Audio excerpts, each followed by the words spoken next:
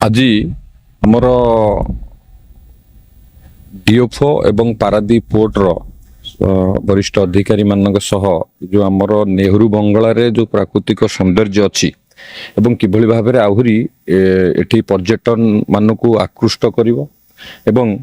जहाँ जहाँ अपॉर्चुनिटी बा संभावना अच्छी ताकू किभली भाव में आमे डेभलप करें परिबा एवं पर्यटन मानक आकृष्ट करवा गोटे पर्यटन स्थली भाव में एठिकी पर्यटक माने आसीबे यार जो संभावना अच्छी एठी वाटर स्पोर्ट्स हो किंबा बोटिंग रो फैसिलिटी एवं मॉडर्न अम्युनिटीज ये सबू करागले एवं पिला मानक पई मध्ये एठी विभिन्न प्रकार आनुषंगिक सुविधा कले या आहुरी भव्य एवं भल हो पारिबो पर्यटक को आकृष्ट करिबार एवं स्थानीय अंचल रे एक अर्थनीतिर अभिवृद्धि होवा सहित स्थानीय अंचल रे मध्ये रोजगार सृष्टि करिबारे मध्ये ये भी मध्ये एक बड़ संभावना हो पार तो से दृष्टि आज या परिदर्शन कलु एवं जंगल परिवेश विभाग आमर फॉरेस्ट डिपार्टमेंट मिनिस्टर सहित आलोचना होता से डीएफओ आर गोटे रिपोर्ट प्रस्तुत करा जाय याकू डेभलप करा जिबा पई आर आज ये स्थान परिदर्शन कलु एवं पर्यटन स्थली भाव में पर्यटक किभली आकृष्ट करिवो सेही भली भाव में याकू डेभलप करा जिवो। निश्चित भाव में एबे देखिदेबे गत किछि दिन तले आमर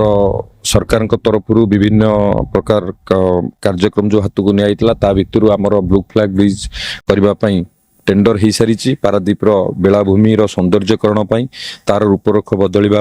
एवं एबे ये नेहरू बंगला को आम हाथ को नवा कि यार सौंदर्यकरण वृद्धि हम जो अपॉर्चुनिटी अच्छी प्राकृतिक सौंदर्य जो भाई भाव में ये अच्छी आपको आहरी डेभलप करी पर्यटन स्थली भाव में पर्यटक को आकृष्ट करवा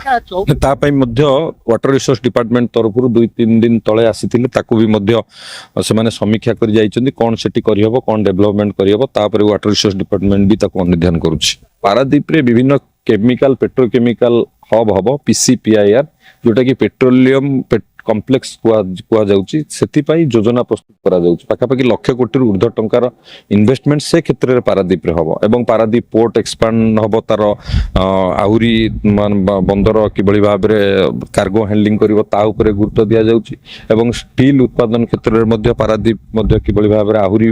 अधिक करिवो ता उपरे गुरुत्व दिया जाउची तेनु पारादीप आगामी दिन रे गोटे जो अर्थनैतिक प्रमुख योगदान आम राज्यर दब से पारादीप आप जानी जो रिजन करा पारादीप की स्थान दि जाइए। धन्यवाद।